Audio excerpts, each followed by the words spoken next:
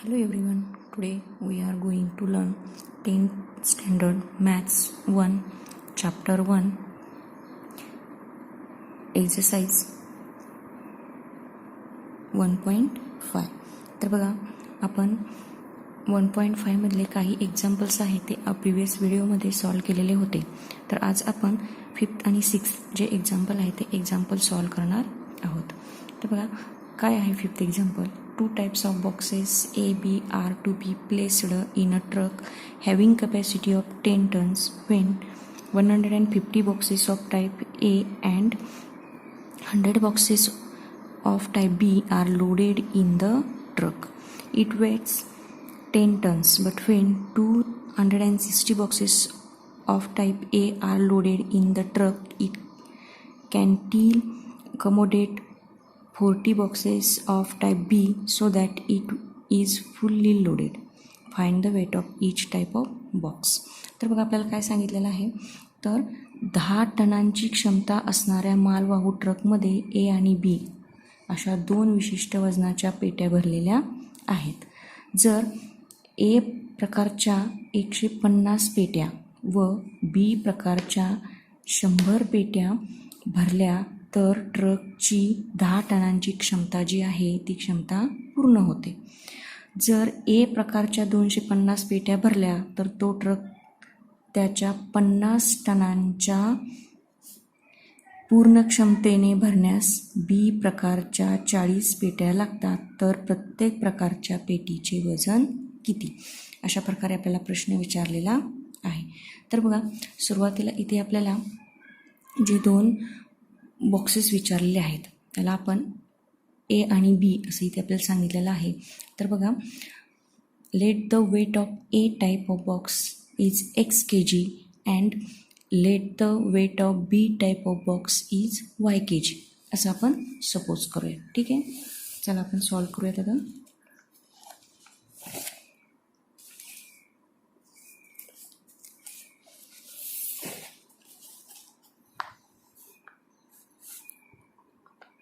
Example number 5.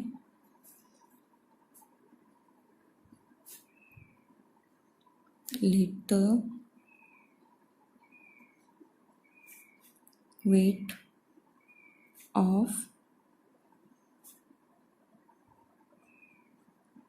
A type box be x kg and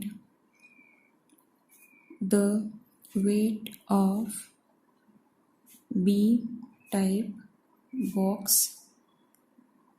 B y kg. ठीक आहे, तर बघा आता आपल्याला कंडिशन जी दिलेली आहे त्या कंडिशनप्रमाणे जी अट दिलेली आहे त्या अटप्रमाणे आपण इथे इक्वेशन फॉर्म करूया. कंडिशन 1 बघा, कंडिशन 1 काय सांगते आपल्याला, तर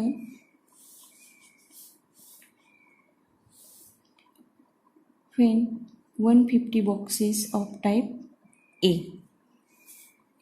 टाईपचे जे बॉक्स आहेत त्याच्यासाठी आपण एक सपोज केलेला आहे अँड किती बॉक्सेस आहेत त्याचे 150, सो दॅट 150x. पुढे काय सांगितलेलं आहे, and 100 boxes of type B. 100 boxes of type B. B बॉक्सेससाठी आपण वाय सपोज केलेला आहे आणि त्याचे बॉक्सेस किती आहेत 100. ठीक आहे, पुढे काय सांगितलेलं, are loaded in the truck it weight 10 tons. त्याचं जे वेट आहे ते आपल्याला 10 टन सांगितलेलं आहे. म्हणजे ह्या दोन्हींचं मिळून जे वेट आहे ते वेट 10 टन होतं. दोन्हींचं मिळून वेट म्हणजे त्यांची काय केले इथे प्लस केलेले आहे, इज इक्वल टू. आता बघा इथं आपल्याला जे टन आहे त्या टनचं के जीमध्ये आपल्याला कन्वर्ट करावं लागेल. तर बघा 1 ton is equal to 1000 kg. म्हणजेच 10 टन इज इक्वल टू किती येईल, तर 10 टन इज इक्वल टू 10,000. ठीक आहे, इक्वेशन आहे ते इक्वेशन आपण आणखी सोप्या पद्धतीने इथे करू शकतो. तर आपण ह्या इक्वेशनला 10नी डिवाईड करूया. 10नी डिवाईड केलं तर आपल्याला इथं आन्सर मिळेल 15x + 10y is equal to 100. इथे लिहूयात डिवायडेड बाय 10, म्हणजे 10ने याला आपण ह्या इक्वेशनला वरच्या भागलेलं आहे. तर बघा हे इक्वेशन जे आहे ते आणखी सोप्या फॉर्ममध्ये लिहू शकतो आपण. ते कसं, तर आपण ह्या इक्वेशनला जर 5ने डिवाइड केलं तर आणखी हे इक्वेशन लहान होईल. 5 3 जा 15 प्लस 5 2 जा 10 इज इक्वल टू 1000ला जर आपण 5ने डिवाइड केलं तर आन्सर येतं 200. इथे येईल डिवायडेड बाय 5. ठीक आहे, हे इक्वेशन आपल्याला मिळालं. ह्याला इक्वेशन 1 म्हणूयात आपण. चला नेक्स्ट कंडिशन काय सांगितलेलं आहे बघूया. कंडिशन 2. कंडिशन 2 काय म्हणते, तर बघा, but when 260 boxes of type ए. आता इथे आपल्याला एचे बॉक्सेस आहेत ते किती दिलेले आहेत, 260x. हे एक्स बॉक्सेस प्लस वायचे जे बॉक्सेस आहेत ते वायचे बॉक्स, म्हणजेच बीचे जे बॉक्स आहेत ते बीचे बॉक्स किती दिलेले आहेत, 40. तर इथे आपण लिहूयात 40y. तर बघा इथे आपल्याला काय सांगितलेलं आहे पुढे,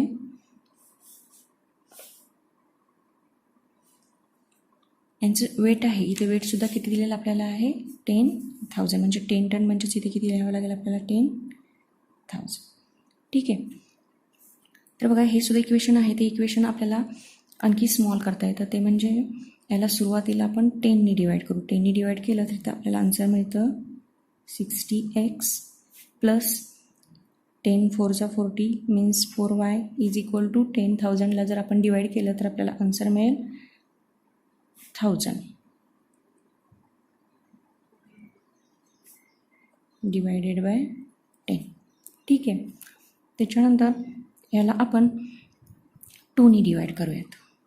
2ने डिवाइड केलं तर आन्सर मिळेल 13x 2y is equal to 500 divided by 2. तर बघा हे इक्वेशन आहे ते इक्वेशन आपल्याला इथे 2 मिळालेलं आहे. ठीक आहे. तर बघा इक्वेशन 1 आणि 2 याच्यामध्ये आपल्याला ह्यांच्या ज्या साईन आहेत त्या साईन आपल्याला इथे इक्वल दिसत आहेत. ठीक आहे, साईन इक्वल आहेत म्हणजेच आपल्याला इथे यांची मायनस करावी लागेल. बघा इथे आपण सबट्रॅक्शन करूयात आणि यांचे वायचे जे कोइफिशियंट आहे ते वायचे कोइफिशियंट आपल्याला सारखे दिसत आहेत. त्याच्यामुळे आपल्याला इथे मल्टिप्लिकेशन करावे लागणार नाही. ठीक आहे.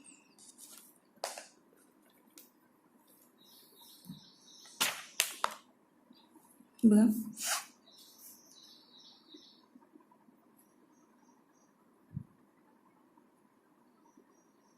subtract equation 2 from equation 1. ठीक आहे. इक्वेशन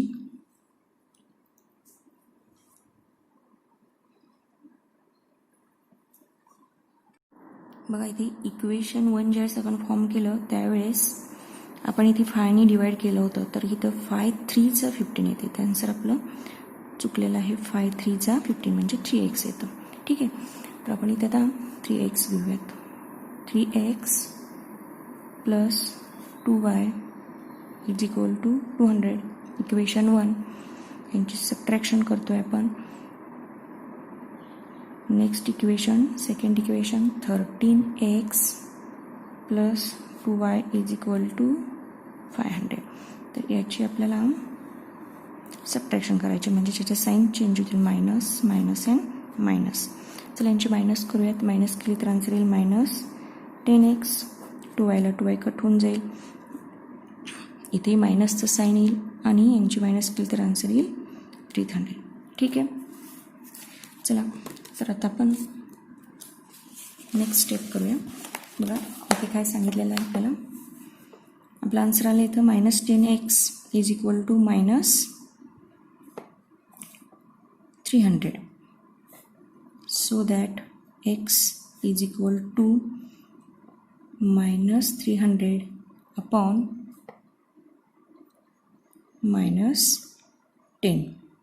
मायनसला मायनस साईन कट होऊन जाईल. 10 1 जा 10 3 जा 30.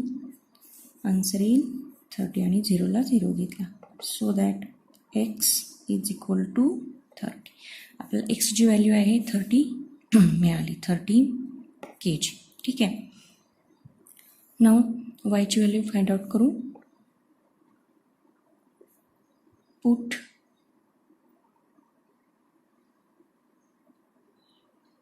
x is equal to 30 in equation 1. Equation 1 काय आहे? 3x plus 2y is equal to 200.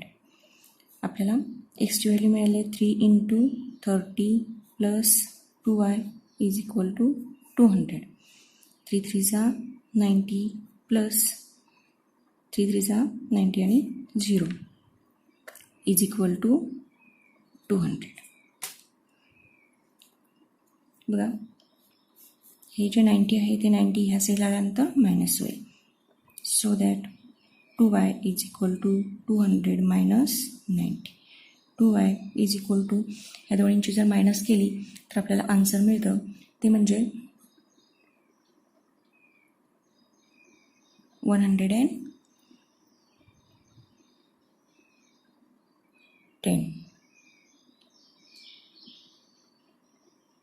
110. So that y is equal to 110 upon 2 जो आहे तो डिवाइड होईल. 2 1 जा 2 5 जा 10 आणि 1 राहिला इथे 10 झाले. 2 5 जा 10. So that y is equal to 55. अशा प्रकारे आपल्याला इथं ए आणि बी टाईपचे जे बॉक्सेस आहेत त्यांचे जे वेट आहेत ते वेट मिळालेले आहेत ते आपल्याला इथं लिहावं लागेल.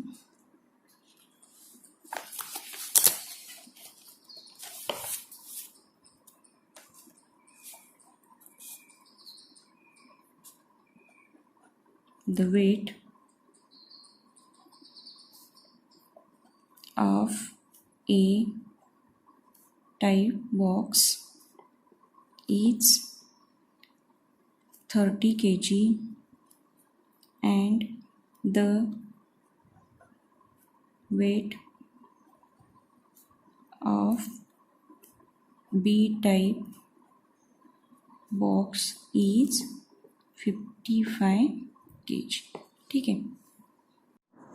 नाव solve the next example. Next example काय सांगते बघा आपल्याला इथे. Out of 1900 kilometre Vishal travels some distance by bus and some by aeroplane. Bus travels with average speed 60 kilometre per hour and the average speed of aeroplane is 700 kilometre per hour. It takes 5 hours to complete the journey. Find the distance Vishal travelled by bus. तर आपल्याला इथं काय सांगितलं आहे, विशालने 1900 किमी प्रवासापैकी काही अंतर बसने तर उरलेले अंतर विमानाने पूर्ण केले. बसचा सरासरी वेग 60 किमी दर तास आहे तर विमानाचा सरासरी वेग 700 किमी पर तास आहे. जर हा प्रवास त्याने 5 तासात पूर्ण केला असेल तर विशालने बसने किती किलोमीटर प्रवास केला हे आपल्याला इथे फाइंड आउट करायचं आहे. ठीक आहे. तर सुरुवातीला आपण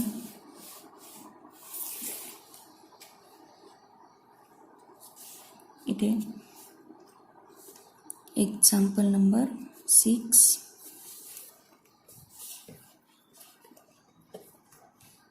बघा.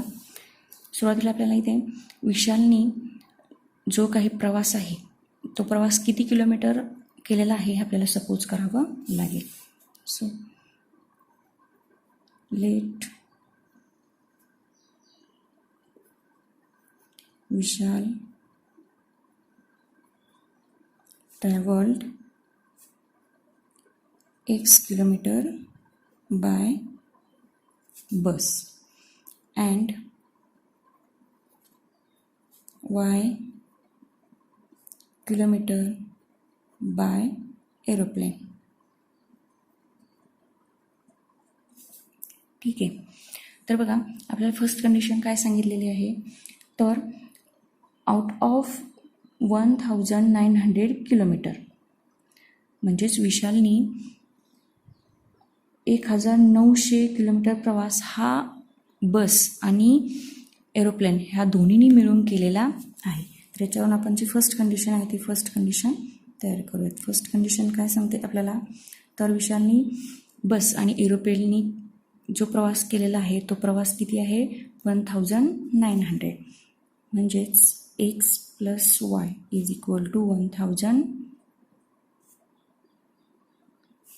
1900. ठीक आहे, ही आपल्याला फर्स्ट कंडिशन मिळाली. तर बघा, विशालनी बसनी आणि जो काही एरोप्लेननी जो प्रवास केला आहे तो दोन्ही मिळून किती प्रवास आहे 1900. सो दॅट ही आपली फर्स्ट कंडिशन झाली. तर बघा, इथे आपल्याला जो टाईम आहे तो टाईम आपल्याला इथे काढून घ्यायचा आहे. तर टाईम कसा काढू आपण, तर बघा आपल्याला इथे जे बसचं स्पीड आहे, सुरुवातीला आपण बसचं काढूया. बसचं स्पीड दिलेलं आहे ते किती, स्पीड ऑफ बस = 60 km/h. म्हणजे त्या बसचं जे स्पीड आहे, बसचा जो वेग आहे तो किती दिला आहे 60 km/h दिलेला आहे. त्याच्यानंतर एरोप्लेन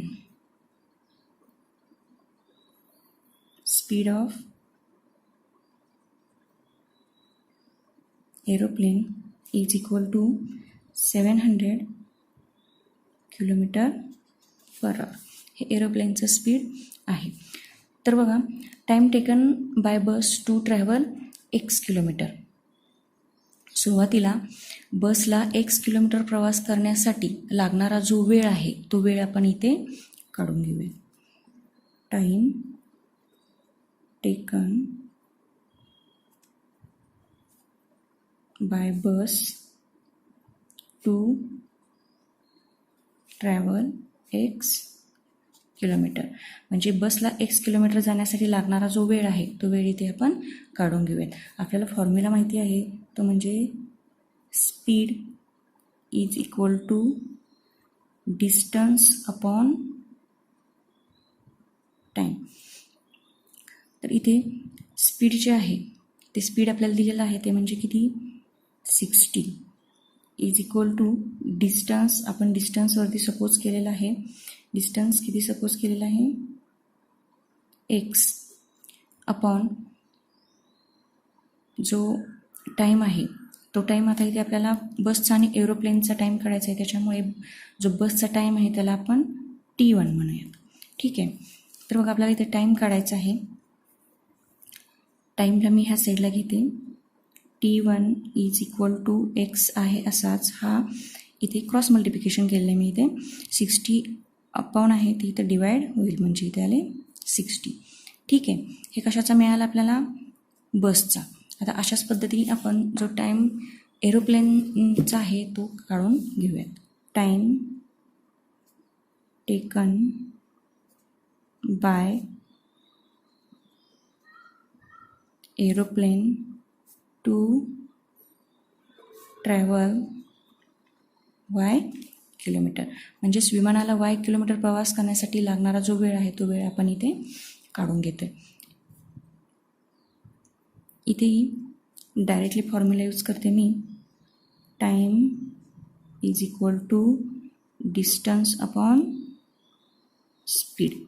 ठीक आहे, तर हा टाईम आहे तो टाईम आपण इथे T2 सपोज करू. त्याच्यानंतर डिस्टन्स y आणि स्पीड जे आहे ते स्पीड आपल्याला ते दिलेलं आहे ते म्हणजे 700 km. ठीक आहे, सेकंड कंडिशन आपल्याला काय सांगते, तर बघा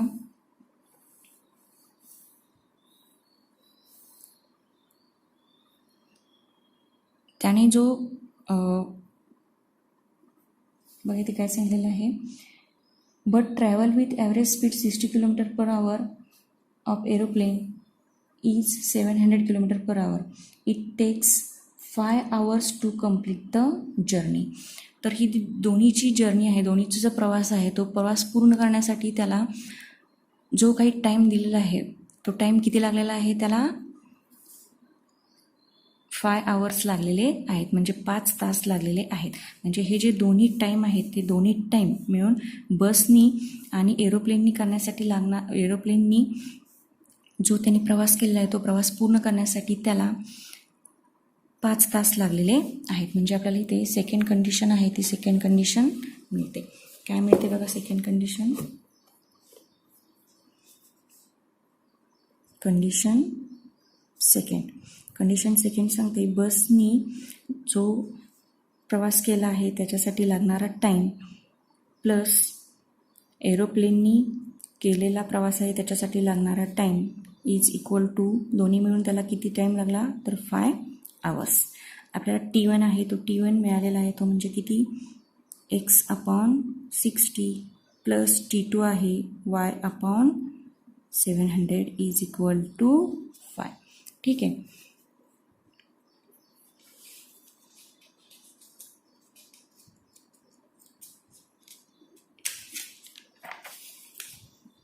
बघा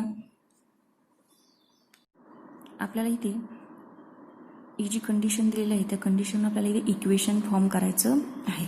तर बघा इक्वेशन फॉर्म करण्यासाठी आपल्याला याचा जो बेस आहे तो बेस आपल्याला इथे नको आहे. त्याच्यासाठी मी ह्या दोन्हींची मल्टिप्लिकेशन केली. जर मल्टिप्लिकेशन केली तर मल्टिप्लिकेशन येते 4200. आपण बोथ साईडला जर मल्टिप्लाय केलं तर हा जो बेस आहे तो बेस निघून जातो. ठीक आहे. 42,000 इंटू x/60 प्लस ह्या दोन्हीची मल्टिप्लिकेशन येते 42,000 into y/700 is equal to 5 into 42,000. ठीक आहे. 0ला 0 कट होऊन जाईल. 6 1 जा 6 7 जा आपल्याला आन्सर मिळेल x प्लस 2 0ला 2 0 कट होऊन जाईल. 7 1 जा 7 7 6 जा 42 आणि हा 0 म्हणजे 60y इज इक्वल टू ह्या दोन्हींचं जर मल्टिप्लिकेशन केलं तर आन्सर मिळेल आपल्याला ते म्हणजे 21,000 हे आपल्याला आन्सर मिळेल. ठीक आहे. ही जी कंडिशन आहे ती खूप मोठी झाली. जर कंडिशन आपण थोडीशी सोपी करून घेऊयात. जर आपण बोथ साईडला 10नी डिवाईड केलं तर आपले जे इक्वेशन आहे ते इक्वेशन इझी होईल. बघा मी ह्याला 10नी डिवाईड करते तर 10 7चा आणि 0 म्हणजे 70x 10 6चा आणि y आहे असाच. याला जर आपण 10नी डिवाईड केलं तर आन्सर मिळेल 21,000. इथे आपल्याला लिहावं लागेल डिवायडेड बाय 10. ठीक आहे. आता इथे आपल्याला 2 इक्वेशन मिळालेली आहेत. आपण जे फर्स्ट इक्वेशन फॉर्म केलेलं होतं ते म्हणजे फर्स्ट इक्वेशन होतं x plus y is equal to 1900 आणि आता आपल्याला जे इक्वेशन मिळालेलं आहे ते म्हणजे 70x plus 6y is equal to 21,000. याला इक्वेशन 2 म्हणूयात. तर बघा इक्वेशनमध्ये जे साईन आहे ते साईन आपल्याला सेम दिसत आहेत आणि याचे कोएफिशियंट आहेत. एक्सचे कोएफिशियंट सेम नाहीत आणि वायचे कोएफिशियंट सेम नाहीत. तर ते आपल्याला सुरुवातीला इक्वल करून घ्यावे लागतील. तर बघा आपलं फर्स्ट कंडिशन होतं x plus y is equal to 1900. त्याला जर आपण 6नी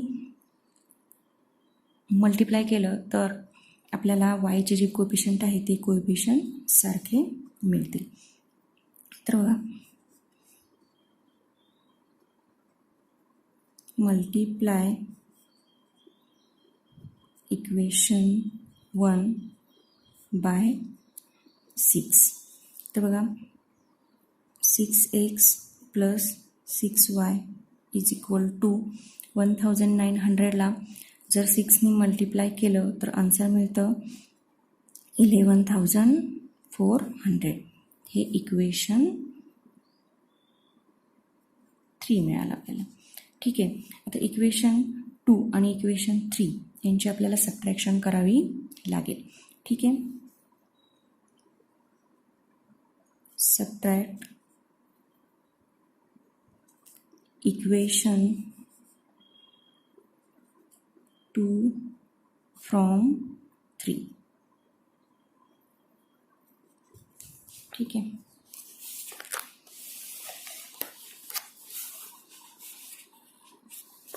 इक्वेशन 3 आहे 6x plus 6y is equal to 11,400 and 2 आहे 70x plus 6y is equal to 21,000. याची आपल्याला सबट्रॅक्शन करायची आहे. त्यामुळे साईन जे आहेत ते साईन चेंज होतील. याचं मायनस होईल, याचं पण मायनस होईल आणि इथे पण मायनस होईल. ठीक आहे. याची जर आपण मायनस केली तर आपल्याला आन्सर मिळतं -64x. हा व्हायला वाय कट होऊन जाईल इज इक्वल टू मायनस. यांची जर मायनस केली तर आन्सर मिळतं आपल्याला 9,600. ठीक आहे. तर बघा, सो दॅट मायनसला मायनस इथे कट करून टाकू. x is equal to 9,600 upon 64. इथे जर आपण 64नी डिवाईड केलं तर बघा, तुम्हाला मी डिवाईड करून दाखवते. सुरुवातीला आपण 2नी डिवाईड करू. 2 3 जा 6, 2 2 जा 4, 2 4 जा 8, 1 राहिला 16 झाले. 2 8 जा 16 आणि हे 2 0. ठीक आहे. इथे आपल्याला 2नी डिवाईड करता येईल, पण डायरेक्टली आपण 32नी सुद्धा इथे डिवाईड करू शकतो. ठीक आहे. 32नी जर तुम्ही डिवाईड केलं किंवा इथे 16नी जरी तुम्ही डिवाईड केलं तरी तुम्हाला आन्सर मिळेल. ठीक आहे. आपण इथे 16नी डिवाईड करू. 16 2 जा 32, 16 3 जा 48 आणि 2 0. तुम्हाला समजण्यासाठी मी हे जे आहे ते थोडंसं लांब लिहिलेलं आहे. त्याच्यानंतर आता 2नी डिवाईड करू. 2 1 जा 1 राहिला, 2 5 जा आणि 0 आहे तसाच. म्हणजे बघा, इथे आपल्याला x is equal to 150 answer मिळालेलं आहे. इथे आपल्याला फक्त एक्सचीच व्हॅल्यू फाइंड आउट करायला सांगितलेली आहे, वायची व्हॅल्यू फाइंड आउट करायला सांगितलेली नाही. त्याच्यामुळे आपण फक्त x इज इक्वल टू 150 इथंपर्यंतच आन्सर काढूयात आणि थांबूयात. म्हणजेच इथे बघा, find the distance Vishal travelled by bus. म्हणजेच विशालनी जो बसने केलेला प्रवास आहे तोच फक्त आपल्याला इथे फाइंड आउट करायचा आहे. तो म्हणजे x इज इक्वल टू 150. ठीक आहे. तर बघा, तुम्हाला जर माझा व्हिडिओ आवडला असेल तर तुम्ही तुमच्या फ्रेंड्समध्ये शेअर करू शकता आणि माझ्या चॅनलला तुम्ही सबस्क्राईब करायला विसरू नका. Thanks for watching.